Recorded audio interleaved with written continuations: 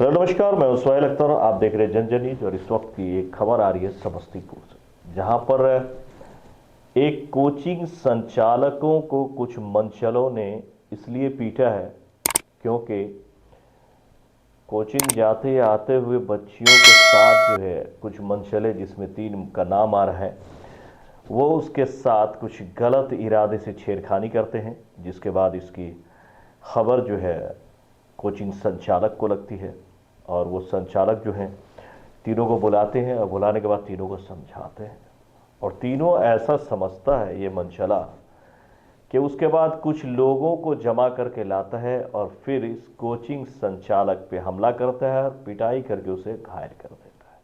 कल दिनांक 6/12/23 को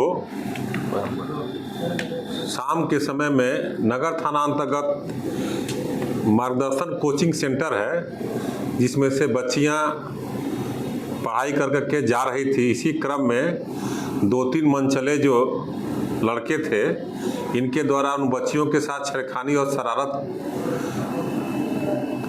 करने की बात सूचना आई। तत्काल वहाँ के जो शिक्षक थे वो जाकर के इसको, यानी कि आप कोचिंग चलाते हैं तो कोचिंग चलाएं। अगर आप छात्रों के लिए ज़्यादा सेंसिटिव होंगे, छात्रों के लिए ज़्यादा सोचेंगे तो आप पे हमला होगा। चल क्या रहा है ये? वो जाकर के इसको समझे और छात्रों को डांटे कि आप लोग इस तरह से नहीं कर सकते हैं। इसी प्रतिक्रिया में छात्र जो मिल करके बाद में और शिक्षक के साथ बदसलूकी और मारपीट किए। कैसी मानसिकता है आप सभी जानते हैं, बेहतर जानते हैं समाज की अंदर की बातों को।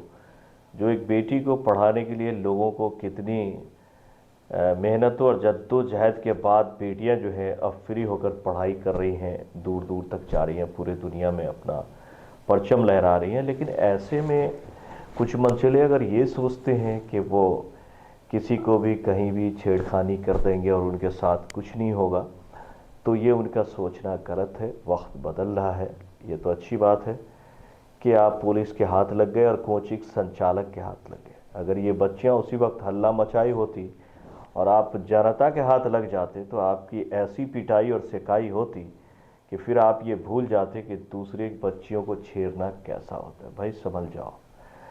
तो ये खबर है समस्तीपुर से, जहां पर उसके बाद पुलिस को खबर होती है। जैसे ही नगर थाना को इस बात की सूचना मिली, मामला संवेदनशील होने के कारण थाना अध्यक्ष नगर विक्रम आचार्य के द्वारा इसमें कांड दर्ज किया गया और उन जो मंचल पुलिस जो है 3 पे जो है नामजद FIR होती है और उसमें से 2 की गिरफ्तारी भी हो गई है और बाकी की 1 की गिरफ्तारी के लिए लगातार कोशिशें जारी है। का पता किया गया और उसमें से 2 लड़कों को गिरफ्तार किया गया।